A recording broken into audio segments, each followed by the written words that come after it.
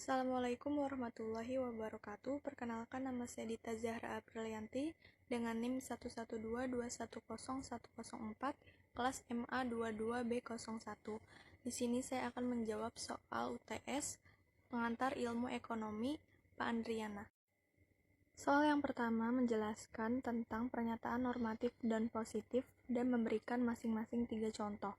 Pernyataan normatif adalah pernyataan berdasarkan pendapat tentang apa yang harus atau seharusnya terjadi. Mereka subjektif daripada objektif karena melibatkan penilaian nilai tentang apa yang benar dan apa yang salah.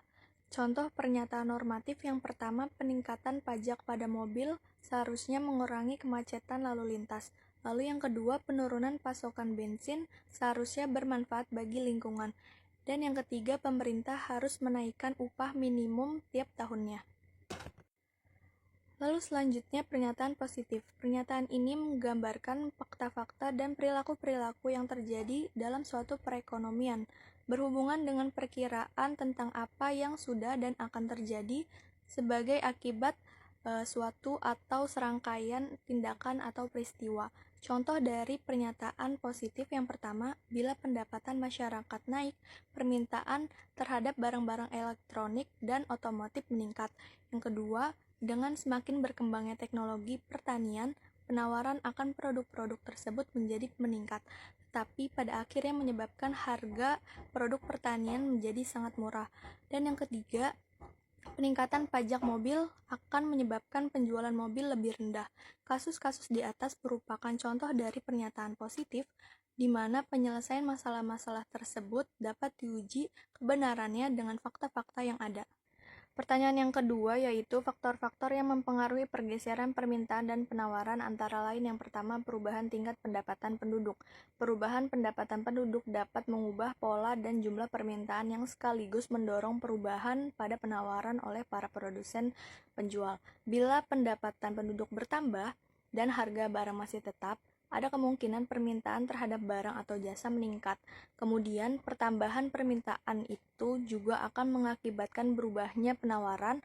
Jika barang atau jasa yang ditawarkan persediaannya menjadi kurang, maka harga barang atau jasa akan naik. Pada saat harga akan naik, permintaan kembali menurun dan begitu seterusnya. Faktor yang kedua yaitu perubahan jumlah penduduk. Pertambahan penduduk merupakan faktor yang sangat dominan terhadap perubahan permintaan dan penawaran. Bertambahnya penduduk akan menimbulkan bertambahnya kebutuhan berbagai macam barang atau jasa, sehingga permintaan akan bertambah. Naiknya permintaan berpengaruh langsung terhadap penawaran barang atau jasa. Banyaknya permintaan itu akan menaikkan harga barang atau jasa yang ditawarkan, sehingga pada suatu saat permintaan akan menurun kembali. Ketika permintaan turun, produsen atau penjual yang masih memiliki banyak barang atau jasa akan menaikkan penjualan dengan menurunkan harga. Faktor yang ketiga yaitu selera penduduk. Selera masyarakat seringkali berubah-ubah pada saat tertentu. Mereka suka akan mode A dan pada waktu yang lain mereka suka mode B. Begitu juga terhadap makanan. Pada musim panas menyukai makanan X dan pada musim yang lainnya mereka cenderung mengkonsumsi barang Y.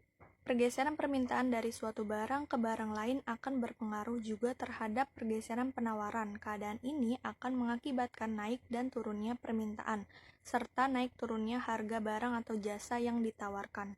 Dan yang terakhir, harga substitusi. Adanya barang pengganti dari suatu barang atau jasa dapat mengubah jumlah permintaan, kemudian berpengaruh pada harga dan penawaran. Munculnya barang pengganti yang lebih murah kemungkinan besar akan mendorong sebagian besar konsumen untuk memilih barang substitusi tersebut. Terima kasih, sekian dari saya. Wassalamualaikum warahmatullahi wabarakatuh.